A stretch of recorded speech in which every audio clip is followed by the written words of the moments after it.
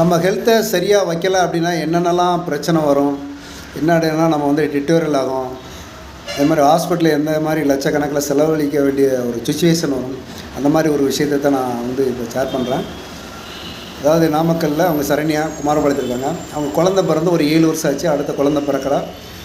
அவங்க வந்து வெயிட் அதிகமாகிடுச்சு, ஹெல்த்து ஸ்பாயிலிங் நிறைய ஆனோடனே டாக்டர்கிட்ட ஒரு நாள் செக் பண்ணும்போது அவங்க வந்து சினைப்பையில் கட்டி இருக்குன்னு சினைப்பையில் கட்டி இருக்குது அப்படின்னும்போது டாக்டர் சொல்லியிருக்காரு, இந்த மாதிரி இதை கண்டினியூஸாக நீங்கள் இதை சரி பண்ணலை அப்படின்னா கேன்சராக மாறுறதுக்கு நிறைய வாய்ப்பு இருக்குது அப்படின்னு சொல்லியிருக்காரு.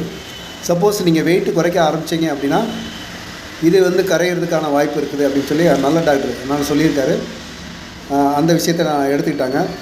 டிஸ்க்ளைமர் ஏதாவது கிளைம் பண்ணிடுறாங்க. டிஸ்க்ளைமர் ஏன் அப்படின்னா நம்ம உணவு முறை வந்து கரெக்டாக வைக்கணும். உணவு முறை சரியில்லை அப்படின்னா இந்த மாதிரி நம்ம ஹெல்த்து ஸ்பாயில் ஆகிறதுக்கு நிறைய வாய்ப்பு இருக்குது. இன்றைக்கி உள்ள ஃபுட்டில் வந்து நம்ம வந்து ஹெல்த் இம்ப்ரூவ்மெண்ட் ஆகுமா அப்படின்னா ஒரு கொஸ்டின் மார்க் தான். நல்ல ஃபுட்டு வந்து தேடி தேடி சாப்பிடணும். அதுக்கு தான் நியூட்ரிஷன் ஃபுட்டு.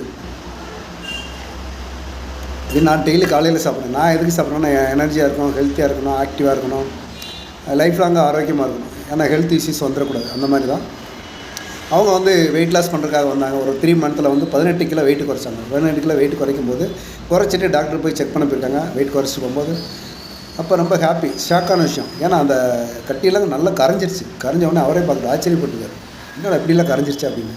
அப்போ அவர் சொன்ன மாதிரி அந்த வெயிட் லாஸ் பண்ணோடனே அது வெயிட் கட்டி குறைய ஆரம்பிச்சிச்சு. அடுத்த ஒரு 3 மந்த்தில் வந்து அவங்க கன்சீவ் ஆகிட்டாங்க. கன்சீவ் ஆகிட்டு இப்போ லாஸ்ட் வீக் வந்து அவங்களுக்கு ஒரு குழந்தை பிறந்திருக்கு. ரொம்ப ஹாப்பியாக இருக்காங்க. இதை மாதிரி விஷயங்கள் நிறைய வேணும் அப்படின்னா மேலே இருக்க நம்பருக்கு கால் பண்ணுங்கள். டெய்லி ஈவினிங் 7லேருந்து 8 மணி வரைக்கும் உங்களுக்கான செஷன் இருக்குது. இதை பற்றி உங்கள் கருத்து என்னென்னு ஷேர் பண்ணலாம்.